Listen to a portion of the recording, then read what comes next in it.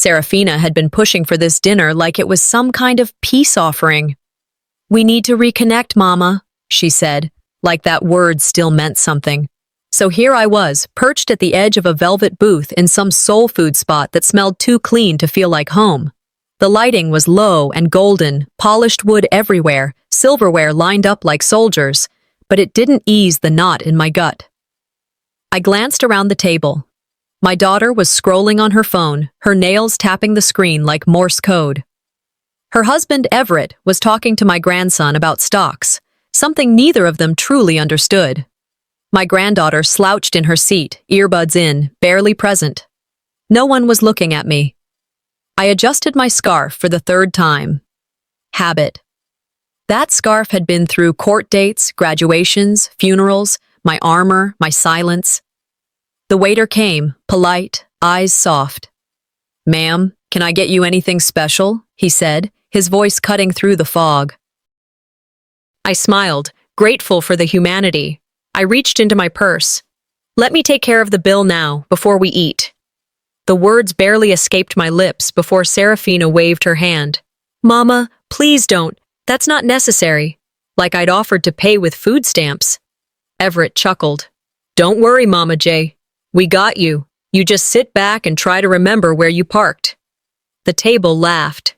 Except me. I froze, forced a smile so tight it hurt. Serafina leaned in, her voice low but clear. "We need to talk about the house. It's just, there's a lot in there. You know, the papers, the bags, old shoes." I swallowed hard. "I kept what I needed." "You kept everything," she snapped, just loud enough for the next table to hear. "It's not healthy." I stared at my glass of water, my fingers trembling. My grandson looked at me, rolled his eyes like I'd just asked about dial-up internet. Once, I made every meal that girl ever ate. Poured every ounce of my pension into her college dreams, bought her first car, stayed up through her fevers, prayed over her crib. Now, I was the burden, the clutter, the past. My scarf slipped off my shoulder. I didn't reach for it. Serafina's laughter rang out like she wasn't talking about me like a case file. Earlier that morning, I'd come into the hallway just as she was ending a call. She didn't see me. "We'll handle dinner," she whispered. "After that, we'll go through the inheritance papers." Inheritance. Now I was watching Everett give her a look. Tight, meaningful, too quick. The food arrived. Smoked turkey neck, collard greens, cornbread, and that damn soup. I hadn't touched a bite. Serafina excused herself for the restroom. The waiter came back, leaned in, voice low. "Ma'am, don't eat that." "She put something in your soup." His eyes darted around, his hands shaking. My breath caught. "What did you say?" He just nodded and walked away. Everything slowed. And my heart thumped in my throat. I looked around. No one saw my fork fall. No one noticed I'd stopped breathing. She wouldn't. I raised that girl by myself. Every night shift, every skipped meal, every debt, mine. And now she couldn't even pretend to like me. She came back smiling, sliding into her seat like she'd just returned from a spa. "Well," she said, her tone sugar-laced. "Aren't you going to try the soup? I got it especially for you." I sat there, staring into that bowl of soup like it was whispering secrets only I could hear. Serafina came back from the restroom all bright and sweet. "So, you haven't even tried it," she said, sliding back into her seat. Her smile was wide, too wide, but it didn't touch her eyes. I gave a little laugh and stirred the spoon slowly, watching the steam rise. "Just letting it cool, baby. You know I'm not one to rush." My voice was even, casual, like I hadn't just been warned my own daughter might be trying to harm me. Jared leaned back, arms crossed. "Mama's always been paranoid," he said with that same grin he wears when he thinks he's being clever. The others chuckled. It was subtle, but I felt the shift. The atmosphere had changed, like I'd walked into a room mid-conversation and missed the part where I became the joke. I turned to Zahara. "How's school going, sweetheart?" She hesitated, fork frozen mid-air. Her eyes flicked to Serafina, then dropped to her plate. "It's fine, Grandma." No one noticed the tightness in her voice, but I did. I stood, smoothing the front of my dress. "Excuse me," I said gently, picking up my purse. I walked slow, like I was just going to the restroom. But when I reached the corner near the bar, I stopped, out of sight, but not out of earshot. Serafina leaned in toward Jared, voice low. If this don't work tonight, we'll just tell the lawyer she's unstable. I closed my eyes. My chest felt like it was caught in a vice. I backed away before they could see me, made my way to the actual restroom. Inside, I splashed water on my face, gripping the sink like it could hold me steady. How did she get here? How did we get here? I thought about that night I stitched her prom dress by hand. She cried when she saw it. I'd worked all night, had $40 left to my name, and used every penny on the fabric. She told me I was the best mama in the world. That girl is gone. When I returned to the table, I didn't sit right away. I stood behind my chair, looking at Serafina. I heard you mention some papers earlier on the phone, I said lightly.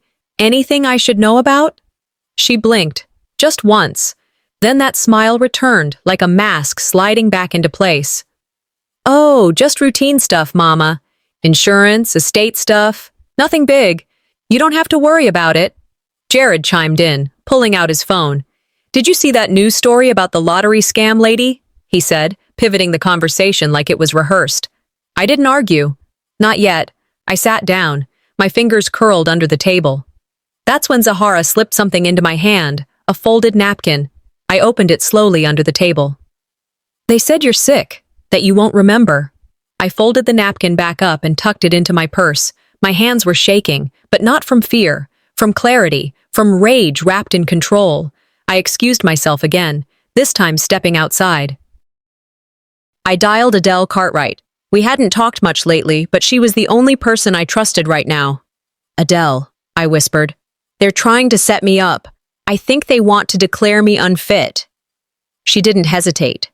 You need proof. Get ahead of them, and do not eat anything they hand you. I thanked her, hung up, and turned to see the waiter standing at the corner by the alley exit. He gave a small nod, no words, just a look. I nodded back.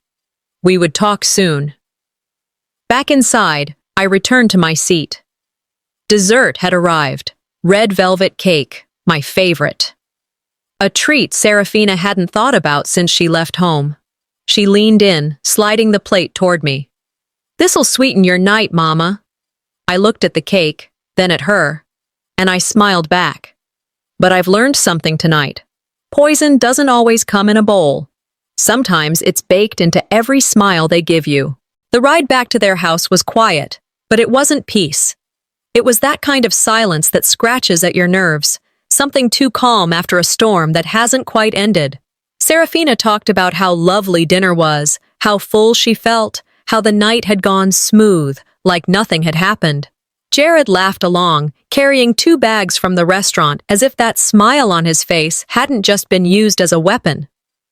When we stepped into their home in Bronzeville, I let the familiar scent of lemon cleaner hit me.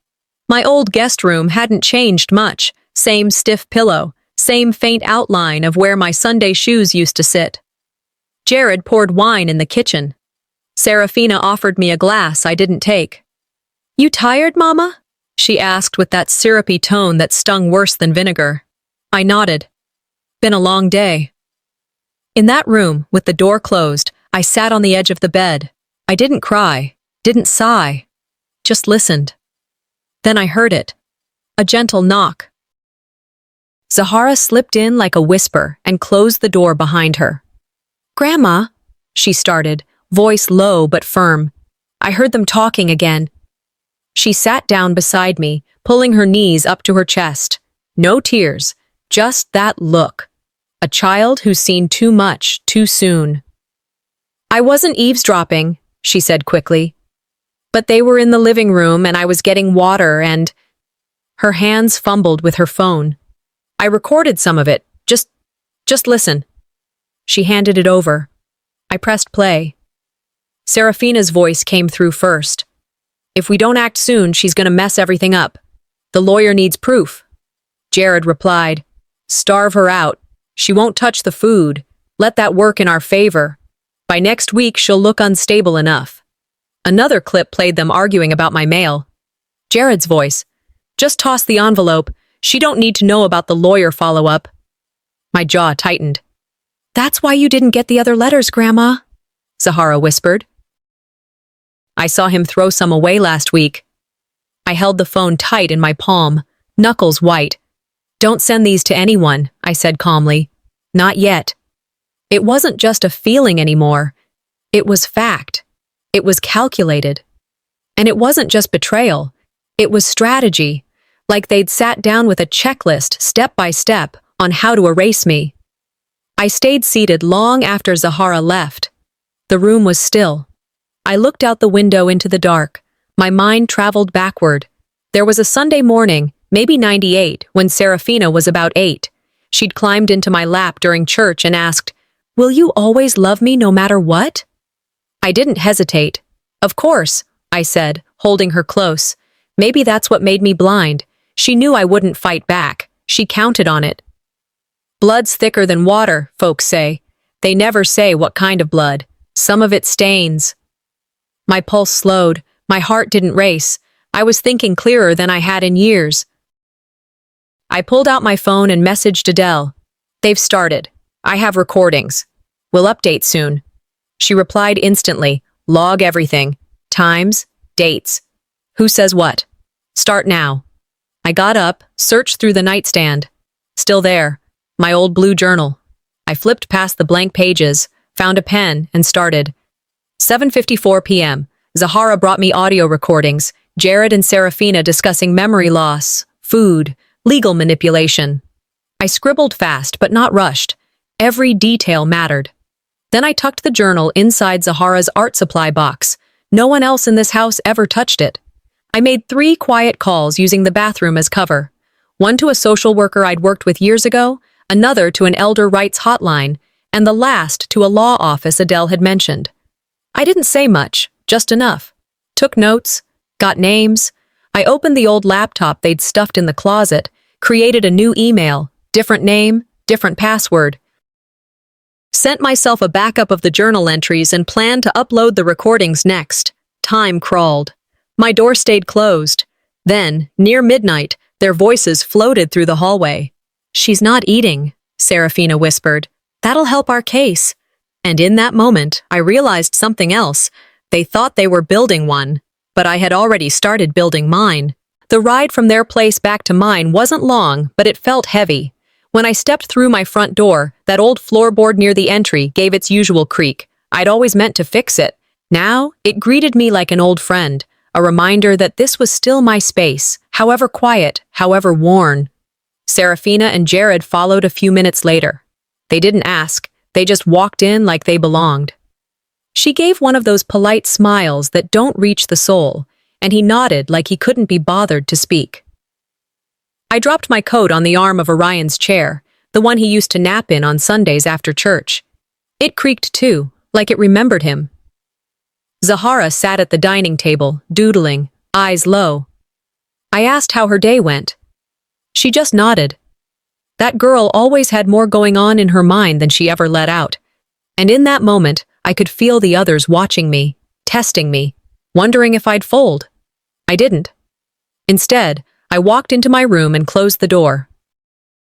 Pulled the curtain halfway. Let the lamp cast a soft, amber light across the space I'd kept mostly the same since Orion passed. There was a drawer I hadn't opened in years. I reached for it now. Old church bulletins, a few Christmas cards, and then a sealed envelope, yellowed edges. My name on the front, written in Orion's firm, careful hand. To Verity. My breath caught. I sat down slow, like I was afraid the weight of the words inside would knock me over. Tore the envelope open with the edge of my nail.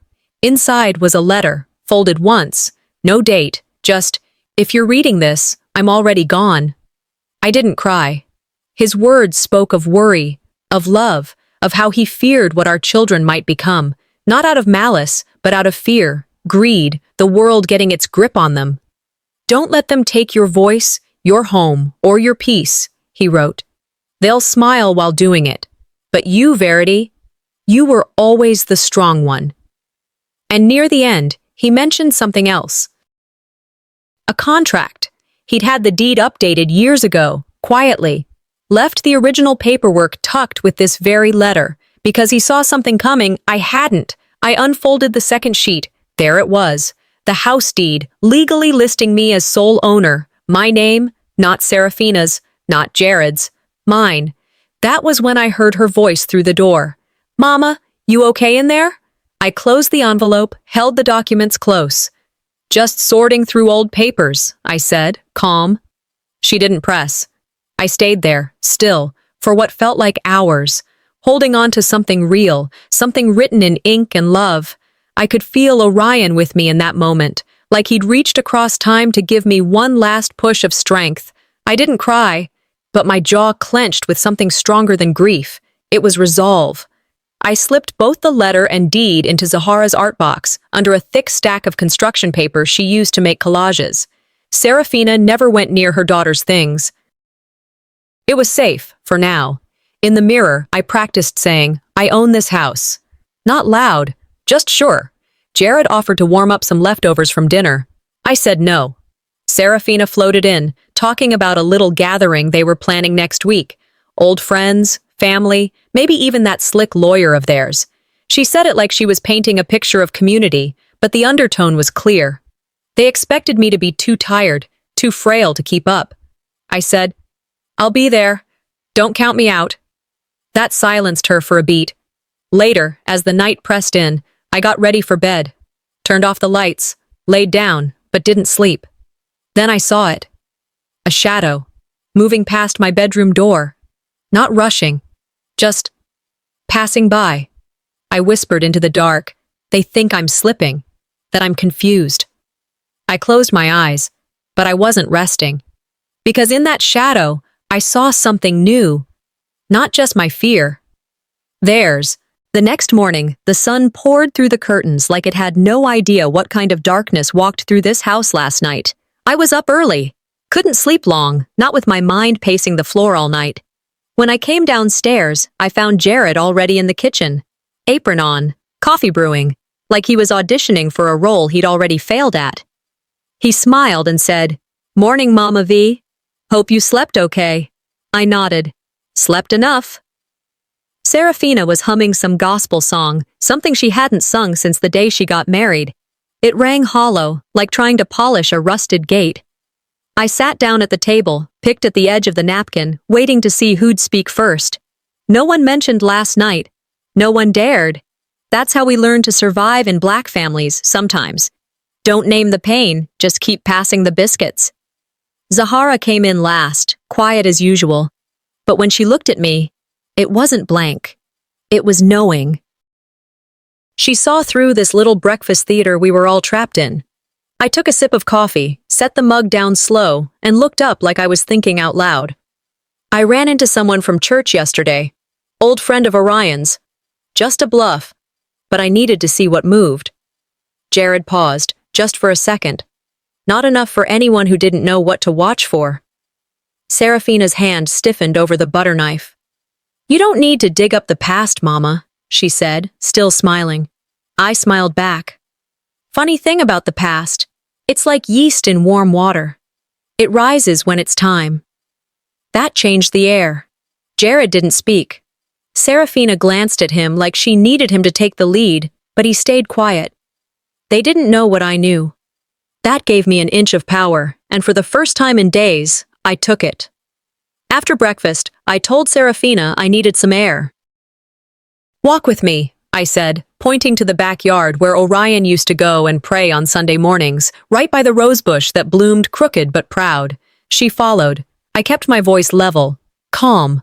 I pulled a folded paper from my pocket, not the original deed, but enough to get her attention. I held it out. Whatever you and Jared are cooking up, it stops. Or I swear to you, it goes public, all of it. She blinked fast. Then the tears came, quick and practiced. Mama, I was just trying to protect you. You've been off lately. I tilted my head. No, baby. You were trying to protect your seat at the table. That's not love, that's control. And I'm not the fool you thought I'd be. Her face hardened before she could stop it. I turned before she spoke again, took her voice from her. From the kitchen window, Zahara was watching. So was Jared, standing behind her, arms crossed. His face said nothing, but I felt the temperature change. I walked inside, calm like Sunday morning. This wasn't about love anymore. It was about war. I pulled out my phone and texted Adele one word. Activate. Zahara slipped beside me in the hallway and whispered, I saved more recordings, just in case. I touched her arm, grateful, and nodded. That night, when the house was quiet and the lights were low, I heard voices whispering through the vent. Didn't even have to press my ear too close. Jared said, if she pushes too far, we push back harder. What they didn't know was, I was already on step 3. The house was quiet in the way only a war zone can be quiet, just before the bombs fall. I sat in the middle of my living room, that same chair I used to rock Zahara in, and stared at the walls. Funny how they looked thicker now, like they'd been listening to everything all along. Tick, tick, tick. The old brass clock on the mantel counted each second louder than it used to. Or maybe I just didn't notice it before. Maybe I hadn't really been paying attention. Until now.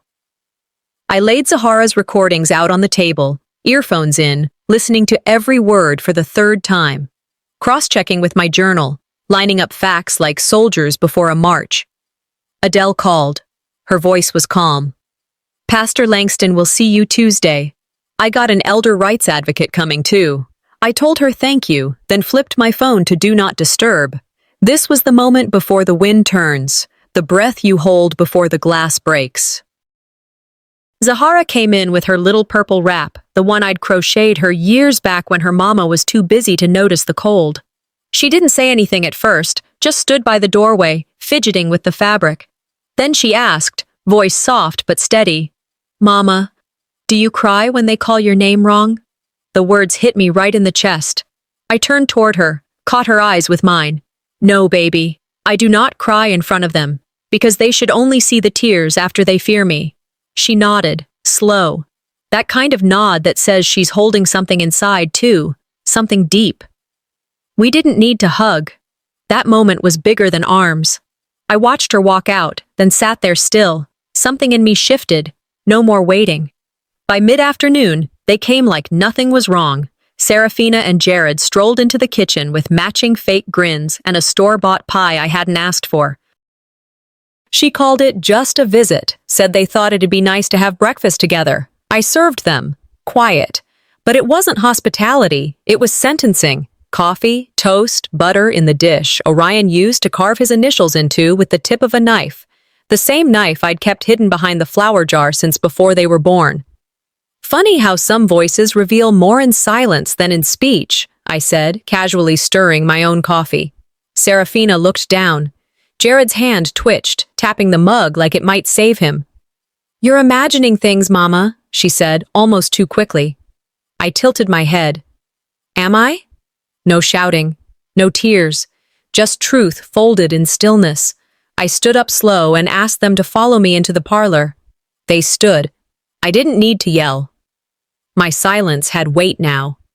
I pulled a letter from my pocket. Read it aloud. It wasn't the whole letter, just enough. Orion's words cut through the room like a switchblade through ribbon. My wife. My anchor. This house is hers. Always was. If they try to take it, remind them, dignity can be reclaimed. Serafina gasped. Jared took a step back. Mama, she started. I cut her off. Every word I speak now is backed by proof. You tried to finish me off, but forgot something vital. You can't bury a woman who still holds breath and fire, and you sure can't silence what you never understood. She froze. I turned to Zahara, who'd crept back in, watching from the side. Come here, child. She stepped forward. I placed the document envelope in her hands. Take care of this. She nodded without asking questions. By dusk, the house had gone quiet again. Too quiet. I walked into the kitchen, looked out through the cracked window above the sink. Marcy was out there, across the street, wrapped in a shawl, standing in the chill. Watching. I whispered to myself, they always listen. After dinner, the house moved like it was trying too hard to stay normal. Jared and Serafina sat in the living room, low voices, fake laughs, acting like two folks who ain't got secrets tucked under their tongues. I stayed on the sofa with my eyes closed, but I wasn't sleeping. I was listening. Zahara brought me a glass of water, no words, just placed it gently in my hand and gave me a look that said, I see them too. Her presence, even quiet, made my spine straighten. Serafina's hand brushed across her lap. Her ring finger shook, just barely. But I caught it. That same hand that once clung to mine during thunderstorms now trembled under guilt. A car passed by, slow, its headlights slicing through the curtains, throwing long shadows across the floor, made the room feel like a stage play, and I already knew the ending. They were waiting for me to fold. That's the mistake they kept making. They thought silence was surrender. Later, I stepped out onto the porch. Porch light buzzing soft above me, cold air wrapped around my shoulders. Serafina followed, arms crossed like she was bracing for something. You wanted to talk, Mama? I didn't answer at first, just reached into my sweater pocket and handed her a sheet. Neat, printed, black and white, prepared by Selena.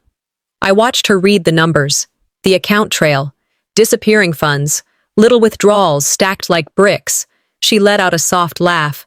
Mama, you always did live in the past. I looked out into the street. But the past built the foundation you're standing on. She held my stare a second longer, then turned and walked back inside like none of it mattered. But it did. Every damn bit of it did. I came in right behind her. That's when I noticed it. The dining table. It had been rearranged. My chair, the one I always sat in, right at the head, was gone, replaced by an odd space, like it never belonged there. Serafina and Jared had taken the seats closest to the head, their bodies angled like royalty. No one said anything. Jared leaned back, fingers laced behind his neck. Serafina tilted her head, flicked her hair. It was a signal. They'd redrawn the family map, and I wasn't at the center no more. I didn't sit. I just stood there, long enough for them to notice I wasn't playing along. Then, like a clock chiming on cue, the side door creaked open. Elias stepped in, quiet, solid, with that same steady energy Orion had when he was young. He walked straight to me, handed over a small USB. I got what you asked, he whispered. I took it. Walked over to the laptop on the side table, slow, deliberate, and plugged it in. The screen lit up. First clip played. Serafina's voice, sharp, clear. Mama's memory ain't what it used to be. Easier to manage when she's unsure. The room went still. No sound but the humming refrigerator. Jared didn't move. Serafina sat back, mouth open like a breath had just been punched out of her. I stood there, hands by my side, voice calm as gospel. You'd be wise not to interrupt. I stood alone in the kitchen, lights low, waiting. The silence felt like a weight pressing on my chest. The hour between peace and madness. My hands rested flat on the counter, knuckles white. I watched the tile floor reflect the dim glow of the stove clock. Shadows clung to the corners. I breathed slow, steady. Then Jared entered, stepping in like a man testing waters. He said softly, I figured you'd still be up. Poured himself a drink, leaned against the fridge, eyes watching me. He spoke that way people do when they hope they've got you where they want. You ever get the feeling God's been watching everything? Waiting for the right time? I asked, calm. He laughed low, tight. You always had a flair for drama, Mama. I didn't flinch. Drama, no. Awareness. He shifted uneasily, the glass rim tapping on the counter. Then his voice slipped in the dark. Serafina never trusted you with the money or the house. We planned to remove you quietly, before Orion's funeral. But you kept smiling like nothing mattered. I leaned forward slightly. I smiled because I knew exactly what was coming. Just then, Zahara stepped into the doorway, phone in hand, light catching her face. That's all I needed. Thank you. Jared stopped mid-drink, eyes wide. What? She held up the phone. Recording. Panic showed up in his face. He realized he had miscalculated. I moved past him, words low. Never underestimate a quiet house. I led Zahara to the guest room. She sat on the bed, small and fierce. I always felt like an outsider, she began. He whispered things when I wasn't in the room, told me I'd be forgotten. I took her hand. You're more like me than you know. We don't break. We bend and rebound. Her eyes glistened. She pulled a second flash drive from her pocket. This has everything. I cradled it like a lifeline. You did well, she exhaled. I'm tired of being scared. I know, tonight. I paused. You stopped being scared. Later, I called Adele, voice hushed. Get that legal file ready. Move tonight. At my old desk, I wrote names, people who knew me before Serafina's edition of me. I tucked legal documents into drawers. Elias came by, dropped a paper bag. Inside, notarized copies of the deed. My shield. I locked everything away. My heart pounded. They came to bury me in silence. I rose in witness. I switched off the hallway light. My phone buzzed. Unknown number. You should have stayed quiet, old lady. I looked at it, set it down. My voice quiet but firm. Silence never saved anyone, and I ain't dying quiet. Sunday morning came soft and gray. I sat in the parking lot of the church, hands resting still on the steering wheel. That building hadn't changed a bit. White siding, crooked cross, same old oak tree leaning over the side lot. But last time I came here, it was for Orion. His casket rolled down that aisle like the last piece of light leaving my world. This time, I wasn't sure what brought me. Habit. Hope. Maybe both. I finally stepped out the car and walked in.